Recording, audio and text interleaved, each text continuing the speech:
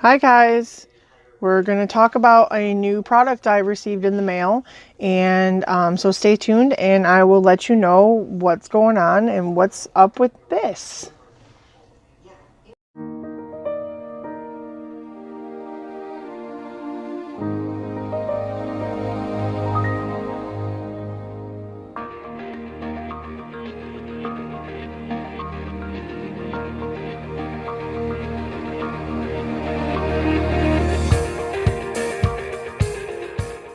Okay, so today we're going to be talking about this product I purchased. I've really been into watching people doing different spinning.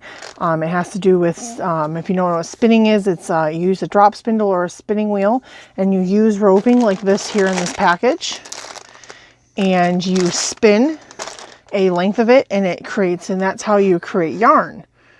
So that's how lots of the different yarns are created. Now this one I got in a KNITCRATE, and you can check those out in a different video.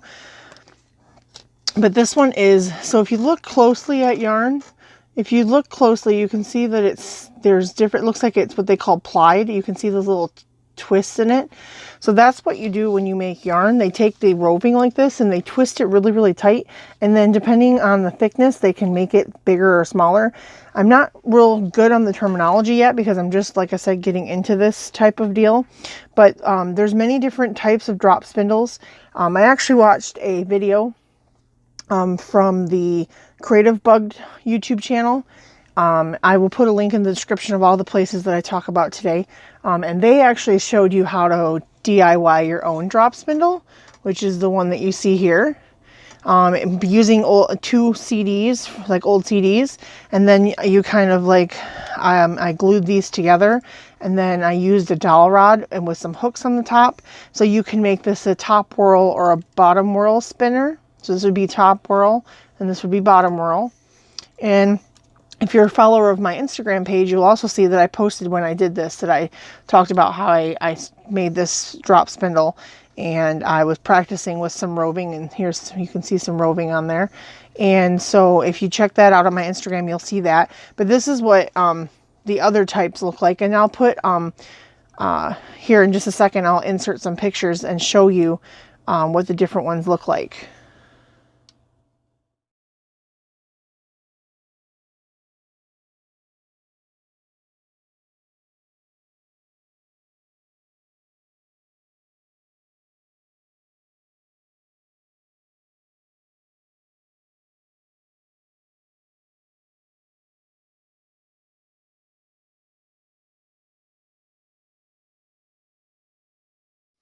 So those were the different drop spindles, and the ones that I have today is called a Turkish drop spindle, which is what you see here. And the reason, I'm not sure why they call it that. I'll have to look it up and maybe put it in the description. But I bought this on Etsy, and I actually got this from another YouTube channel. I found him on YouTube when I was researching how to do drop spindling.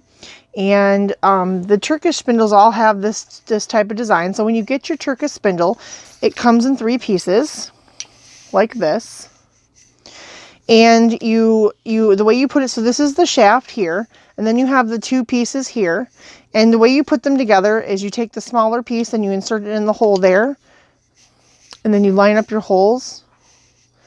And then, oops. So you line up your holes. And then you insert the shaft in there. And then it inserts like this. And I like this one because I love cats. So of course you can see this cool cat cutout design. So the person I found this from, his YouTube channel is called Snyder Spindles. And for anybody who wants to check out his YouTube channel or his Etsy shop, I will put a link in the description. But this is his business card, so you can check him out. I haven't used the drop spindle yet. I am still sort of, like I said, getting used to that. But I'm really, really excited to do so. I like to crochet and knit, and I've never really tried the spinning, but I think it would be really cool to get into. I have a friend who has a spinning wheel, and I don't know, after I started watching some of these different YouTube channels that I follow, and they go to all these different fiber festivals and things, I really just wanted to check it out, and I just kind of think it's really interesting and kind of cool, kind of primitive, you know, like they used to do back in the day. So I'm going to show you a little bit more about this, and then as I progress in my talent or in this process, I will post more videos and things on the different places and let you know how I'm doing. But so what I did is I was trying to research the different types of fibers you could use. The roving is what they call it. And when yarn comes, it comes in roving like this. And so I was researching, and I found this place. I found this on Amazon, but it shows here, and here's the label. So this is a pencil roving, and it said that for beginners this was easy because they just said it was easier to use and to work with. And I went ahead and got the superwash merino, so that way in case I want to wash it, it'll hold up to the wear and tear. So I'm going to take this out of the package. And so this is what it looks like when it comes out of the package. Now sometimes you'll see these at different fairs and things, and they'll be braided. But this is what it looks like, and it's really, really soft. So you open it up and you take it apart like this, and you kind of like unwind it. Let me move that aside. And then you from what I see, and so this is why they call it pencil, I can see now. So when I researched a lot of this, the roving was really, really, really thick, and you had to like pull it apart or draft it apart and all this stuff. Well, this looks like it's already pulled apart into a length you could do. Now you could split this again if you wanted and make it even thinner, depending on the type of weighted yarn. From what I see, what you would do. I'm not sure, but to practice, I'll probably split it again.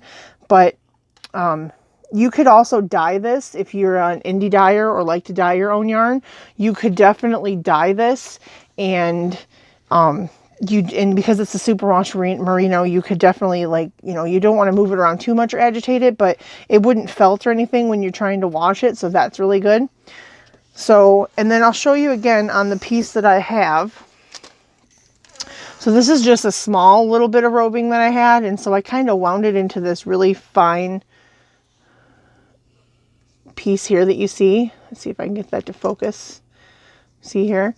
Now this I think you could use just right off of here, or you could ply this together and put it, make it like this is, where it has the plies together. So I just wanted to pop on here and give you a quick update on what's been going on. So if you have any comments, or you're into drop spindling, or you have any tips or tricks for me, because like I said, I'm going to be getting into this here soon, just let me know in the comments. And again, for everyone who wanted to see, this is where Snyder Spindles is where I got this from. He has a lot of amazing other spindles, and he doesn't just make Turkish spindles, he has other spindles as well. And so yeah, so I'll keep you updated on my progress. And like I said, leave me a comment if you have any questions or concerns, or you want to give me some tips or tricks. And with that being said, don't forget to hit the subscribe button, so when I do post my progress, you won't miss out on anything.